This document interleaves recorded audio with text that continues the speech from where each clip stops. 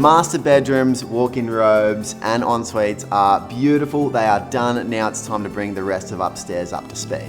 So we have bedrooms, bathrooms and offices to complete. Now these bathrooms are some of the most beautiful bathrooms that we've done. Nah, not some of, they are the most beautiful bathrooms we have ever done. That's a big call. We've done a lot. I'm just saying it's a big call. Let's do it.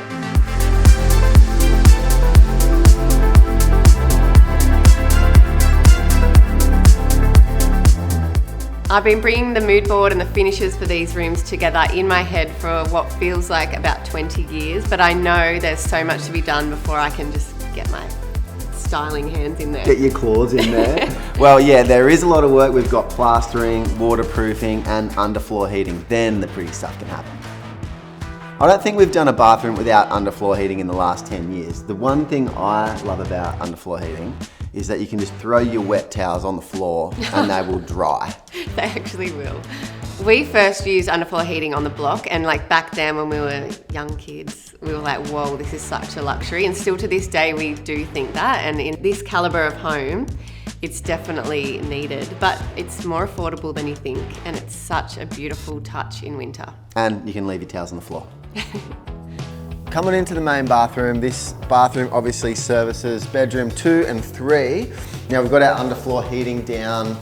This is a really cool layout because the toilet is actually hidden way around the corner, tucked way out of sight.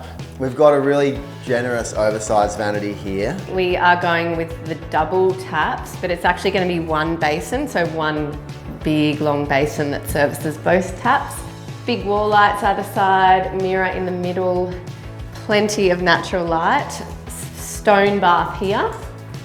Big window with fluted glass, so that's nice. I think when you walk into these bathrooms, you're really going to feel like you have been transported to a luxury resort.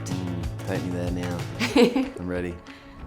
With the build of these bathrooms powering along, it is time to bring in all the beautiful finishes. So the scale of these bathrooms is quite large and we want to play on that with our tile choices. So in both bathrooms, I'm going to use 1200 by 1200 tiles on both the floor and the walls. So in house 1, I'm using the white rock salt tile, and in house 2, we're using the Danish smoke. I'll bring in a feature tile in both bathrooms. So in house 1, I'm going to use this beautiful travertine tile run vertically, and I'm going to run that into the shower area. And in house 2, I'm going to pop the feature tile behind the vanity with these sesame gloss tiles. So the vanities in each bathroom will be a big feature, and I'm going to use timber louvered doors in each, but in house 1 I'll use the American oak light, and in house 2 I'm going to use the aged American oak. Above that I'm going to do integrated basins, both in Decton. House 1 will be this beautiful travertine look Decton, and in house 2 we're using the darker finish. House 1 bathroom is light and bright, so we're going with a white stone bath, but in house 2 we're doing something completely different. We've never done this before, we're using a black bath and toilet. In the spare bedrooms, it is all about the wall colour. So in house 1 we've been inspired by this beautiful ceramic vase in this lilac colour, and I'm going to play on the feminine touch of this in the bedroom styling with these beautiful maroons and peaches. And in house 2, it is all about that rich, deep olive colour, and again, I'm going to tonally layer the bed with these beautiful green colours. Work is progressing nicely in these main bathrooms. We've got the screed down and we are moments away from seeing our first tiles laid. Finally! Now that the floor tiles are going down, it is so cool to see the variation in each tile, which is something I don't think you can really get when you're looking at the smaller mood board pieces. Yeah, I've only seen these little tiny pieces like this, so when you see it down, it's like, wow, it's actually really cool. And that in combination with the wall tiles is going to look epic. It's time to cover up all our beautiful frames. I love my frames, but I love it more when they disappear. It happens fast too. It's like wall sheets, bang, they go on, ceiling, done, boom, you have a room. I love Gyprock Day because all of a sudden you go from having a building site where you can see Joe Blow down the hallway. Leave Joe Blow out of this. Poor Joe. To actual finished rooms, and they are the perfect blank canvas for choosing colour and adding styling and bringing in the personality. I'm going to be using Taubman's Riviera, which is this gorgeous purple tone. I've found this gorgeous purple vase, handmade vase, and I'm going to use that and this colour as the inspiration to style this space in quite a feminine, fun way. So I'm in the exact same room of house 2, and again I want to make sure a buyer can walk in and add their spin, but also wanting to create that wow factor, and I'm doing that with the colour of the paint. We're running with Taubman's Willow Gum, which is this beautiful soft khaki colour. I think with these colour choices that you've made on these rooms, they're a bit more bolder, they're a bit more different, they've got a lot of personality, a bit different to what we've done in the past. But you want a buyer to walk through and remember every single room in the house, and paint and colour is a great way to do that.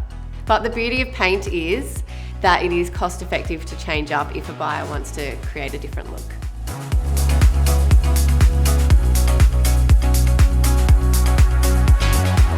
We've placed Velux skylights down our hallway to obviously help with the natural light, but there's one there that stands out for me as a favourite, and it's in the office.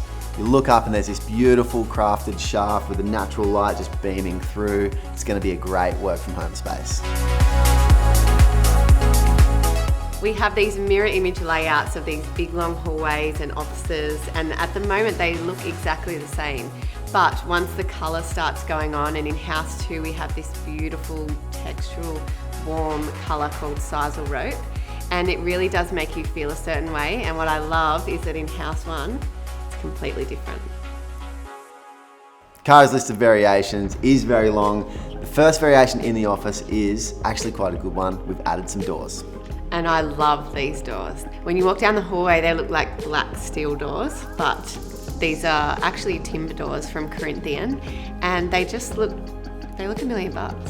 I think people need to understand that when you're working from home and you're in the zone and you've got a hectic Zoom call, you don't want to hear your kids screaming out, "I want some more Vegemite toast" from downstairs. You want to be able to block those little suckers out and not hear them, okay? So it's important that we have doors on the office. This was a big win. I think it's really important to get as much natural light into a house as possible. I've identified that we may have some shadows downstairs, so I've come up with the idea to do glass floors positioned directly below the skylights above. Great idea. It's my idea. Love it. It's Kyle's baby. Yeah. This is a sample of what we're sort of looking at. So it's frosted, still gonna let heaps of light through, but it's not creepy so you can't like see directly up, you know. What do you reckon? Look, there's a little piece of glass. Exciting day on site today, isn't it? We have got these massive glass tiles to go over our floor. So the whole idea behind this is, it's a bit of an effect, but we're gonna get a lot of natural light, as you can see, coming down through these hallways. So it's been a fair bit of work to get these done, and mate, we are getting them in this morning. Are you gonna be the first person to walk across the glass? Yeah. Yes? So you do like it? All right, we've won her over. I had envisaged originally like it would be this perfectly crystal clear glass, obviously acid etched on the top so you can't see through it, but we've ended up with 3 layers of glass sandwiched together, and it gives off a slight greeny tinge. I like it. Cool. It's like our coastal vibe. Under the sea. Yeah, it's like you're in an aquarium. So I can work with that. Yeah.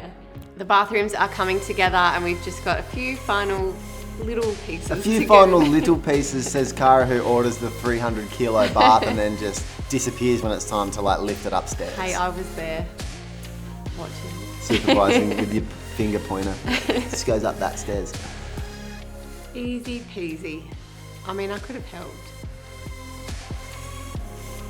It's amazing to see these basins coming into the bathrooms, especially now that we're seeing the personalities really shine through. We've got the darker stone on house 2 and the lighter on house 1. It's looking great.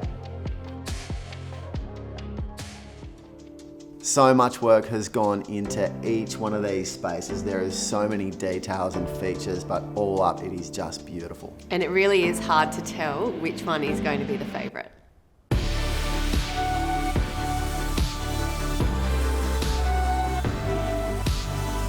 House 1 main bathroom is light, bright, and so luxurious. It almost has the day spa vibe with the beautiful timber, a timber beam and that natural light just flowing in from the skylights. The basin and vanity is such a moment in itself. We have the beautiful blonde timber from Lachlan, and then we have the integrated basin, and it runs wall to wall. It's so generous, so it really gives that grand first impression. The large awning window from Wideline with the black frame and the fluted glass offers a very sophisticated look. The 1200 by 1200 rock salt tiles from Beaumont's are such a hero in here, and I can't imagine anything else because the scale of this room demands a large, amazing tile. In House 1, we've run with the champagne tapware throughout from Beaumont's, and I love that it's a little bit different. It's not a stainless finish, it's not copper or brass, it's something in the middle, and it's really soft, which works so well with all the other finishes for House 1. I love how grand the twin champagne shower is, and it looks beautiful against those travertine tiles in the shower area. When it came time to the mirror, I couldn't find anything that I loved, and I knew we had to design something for ourselves. So we got Future Frameless Glass to create this particular shape, and it's not a circle, it's not a square, it's not a rectangle, it's an oblong. House 2 bathroom has a moody, sophisticated look. I think what's striking about this bathroom is the beautiful dark features. We have this black bath and the copper tapware adding for this really grown-up look. It has a real resort style of feel, this bathroom. This bathroom still has that large format tile feel, 1200 by 1200s, which are such a feature, but the Danish smoke colour offers that moodier feel. I think one of my favourite parts about this bathroom is the copper tapware. It really adds a sophisticated feel and works beautifully with that aged American oak. The glass floors are a real feature and a first for us. They're framed beautifully with the timber flooring and allow the natural light to pass down to the ground floor. At the end of the hallway, you'll notice these beautiful Corinthian doors which lead you into the home office. These home offices have an abundance of natural light through the Velux above and our Wideline window looking out to the garden. On the walls in House 1 office, we have Taubman's Island Coconut, which works beautifully with the micro cement desk. I love that the office windows look out over the greenery, but you can close it off with that soft Roman blind from DIY Blinds. In House 1, we've got the Illusion fabric in the colour sesame, and it offers that nice warm feel in here. In House 2 office, on the walls we have Taubman's Sisal Rope, which again offers a completely different feel. For a simplistic feature, we've added in some floating shelves for styling and storage, and then we have our micro cement office desk for our Samsung Smart Monitor. House 1 bedroom has a fun, playful feel to it. I feel like the paint colour is the true hero in this space. I love the beautiful purple undertone of Taubman's Reverie. I think the wall colour of these bedrooms has inspired the beds, and we've simply just layered upon the colour that we already have. I love how the black frames of the wardrobes tie in with the window. It really does add to that elevated, sophisticated feel of these homes. House 2's personality is really showing through in this bedroom with that deep, rich wall colour and the black ceiling fan and those wall lights. On the walls we have Taubman's Willow Gum, and I've used that colour as inspiration for styling the bed in here. Coming up next on episode 3, we complete our final bedroom. We have the most gangster wine rooms, and I complete our masterpiece staircases ×2. Plus some amazing eye candy with our powder rooms. Don't forget to like and subscribe so you don't miss out.